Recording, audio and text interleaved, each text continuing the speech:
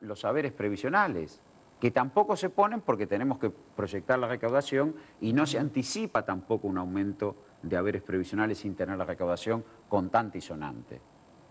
Digo, porque nos puede pasar lo del 2009, donde el segundo y tercer trimestre el impacto de la crisis fue muy fuerte, donde hubo sequía, donde de golpe el mes de julio, que es un mes de mucha recaudación, por cierta difusión de la gripe A, te voltea todo lo que es el movimiento de vacaciones de invierno y te pega en la recaudación. Entonces, esas son las cosas, pero la oposición lo que tiene que discutir es si está en desacuerdo con aumentar los salarios, asignar partidas para aumentar salarios del sector público o aumentar partidas para los saberes previsionales. Desde el punto de vista del gasto corriente, son las dos partidas grandes que normalmente no se ponen y cuya evolución se ve en el segundo semestre del año. Bueno, pero eso es un manejo presupuestario que es absolutamente transparente. El otro punto que discuten es la estimación de inflación.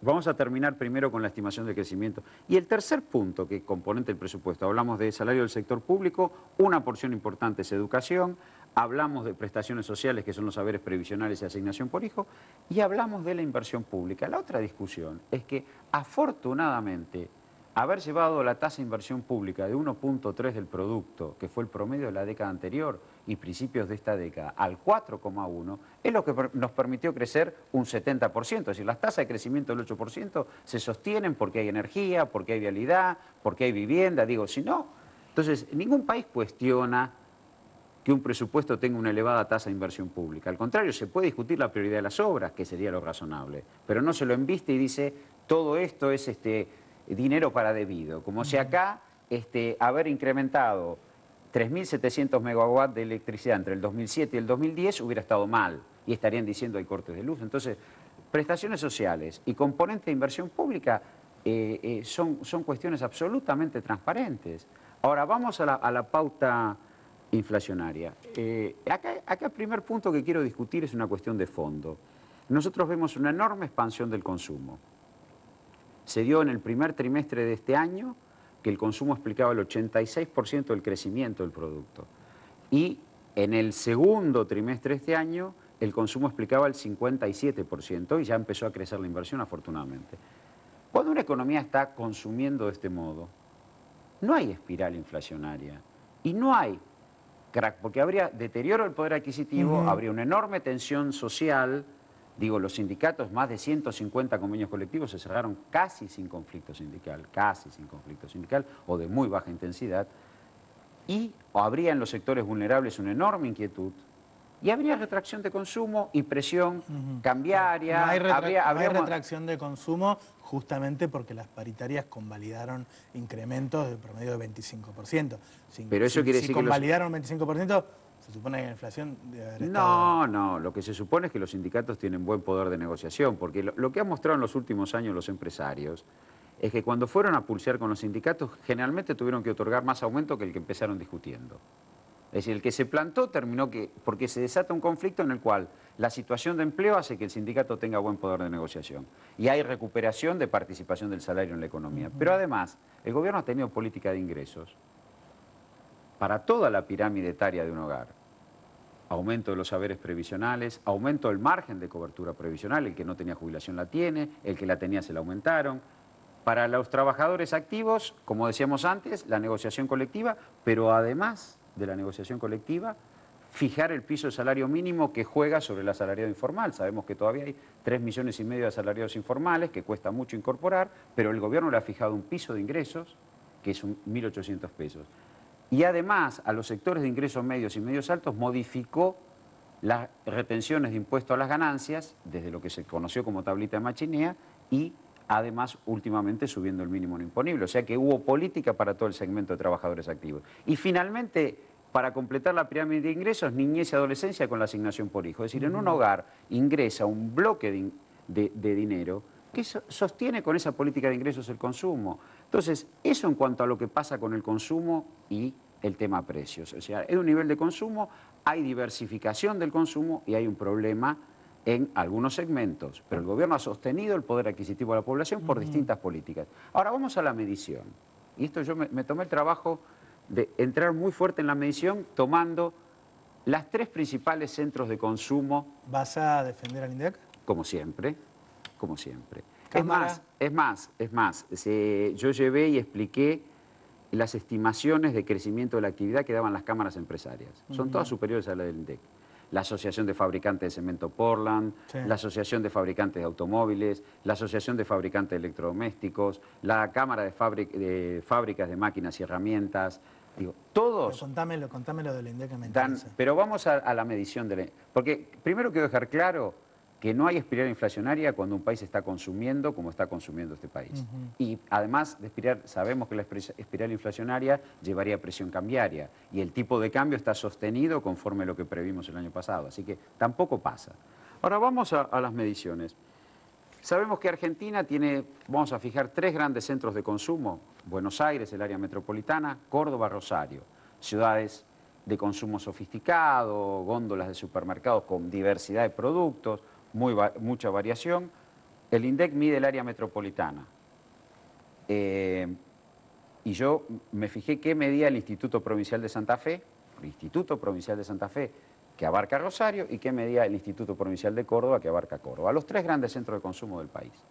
Bueno, las divergencias entre lo que mide el INDEC, que admito que es el más bajo, respecto de Córdoba y Rosario, son de 2 puntos promedio, tomando enero 2006 hasta ahora, hasta julio 2010, de 2 puntos promedio respecto de Córdoba y de 3,5 a 4 respecto de Santa Fe. Vamos a poner 4. O sea que la variación de consumo anual entre lo que mide el INDEC y lo que miden 2 institutos provinciales es la razonable que puede haber en grandes centros de consumo donde hay mucha diversidad de consumo. Vamos a poner entre 2 y 4 puntos. Entonces, digo, ¿dónde están las mediciones privadas, las encuestas privadas? Porque vamos a aceptar discusiones sobre la medición del INDEC. Ahora, y los institutos provinciales de los otros 2 grandes centros de consumo también miden mal.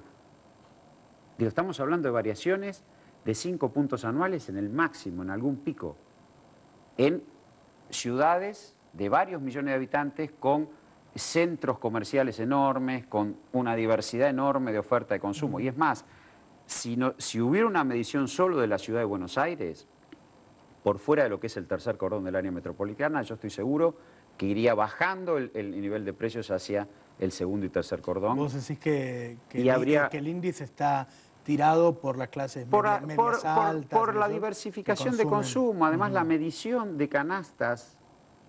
Digo, vamos a una góndola de supermercado, y yo ahora voy a reconocer mi edad, cuando yo era chico había fideos. Hoy tenemos fideos de sémola, fideos de calabaza, fideos de espinaca, digo, hablando de... Eso puede tener variaciones de precios.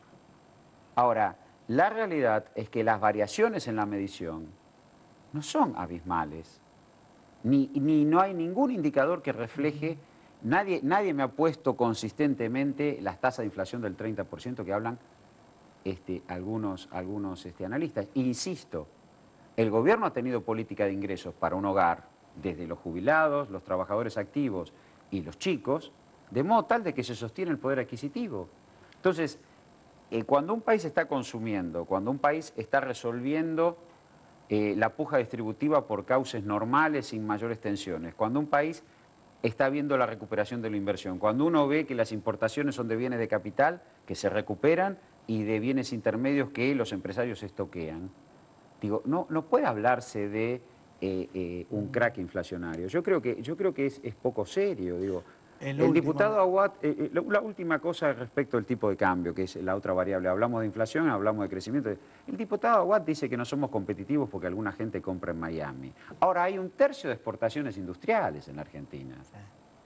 Digo, Argentina le exporta a Sudamérica 14 o 15 mil millones de dólares por año, de los cuales 8.000 es de Brasil. Digo, y hay 22 mil millones de dólares de exportaciones industriales. Entonces, cuando uno habla de competitividad, más la caída de la elasticidad producto-importación, es decir, crecemos e importamos menos bienes de consumo, quiere decir que hay sustitución de importación. Entonces, cuando hay un núcleo industrial que funciona, bueno, podemos discutir qué nichos podrían ser más o menos competitivos, pero no se puede decir que porque la gente va a comprar, hay un avión de argentino que va a comprar a Miami. Yo espero que el miércoles que viene haya más densidad técnica en las preguntas. Lo último, me queda un minuto para ir a la tanda. El EMAE, bueno, que es un adelanto del PBI de julio, fue del 8,2%. ¿Está bien lo que digo? Y ustedes estaban calculando, supongo que para que les dé 8,9, más o menos 9% de crecimiento en el segundo semestre. Y se supone que como las comparaciones ahora con respecto al año pasado van a ser cada vez... Por eso la curva se aplana. Bueno, pero si se aplana no podemos llegar a tener un crecimiento menor, entonces, acercándonos a fin de año y no llegar al 9. No, yo respecto del 9, nosotros vamos al cierre con el 8,9. Ese es el número que llevamos oficialmente. Nosotros vemos que no. Nosotros vemos que la curva tiende a aplanarse, pero nosotros tuvimos segundo y tercer trimestre duros, muy duros, y recién la recuperación se da en el último trimestre del 2009. La comparación que va a venir del cuarto trimestre va a ser con el último trimestre del 2009, que lo debo tener acá, y te lo puedo decir si me dan un minuto para buscarlo.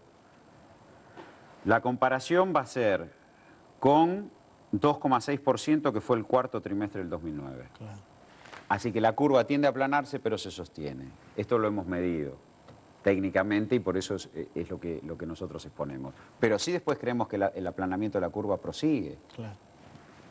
Bueno, Roberto, muchas gracias. No, gracias a ustedes. Ya volvemos.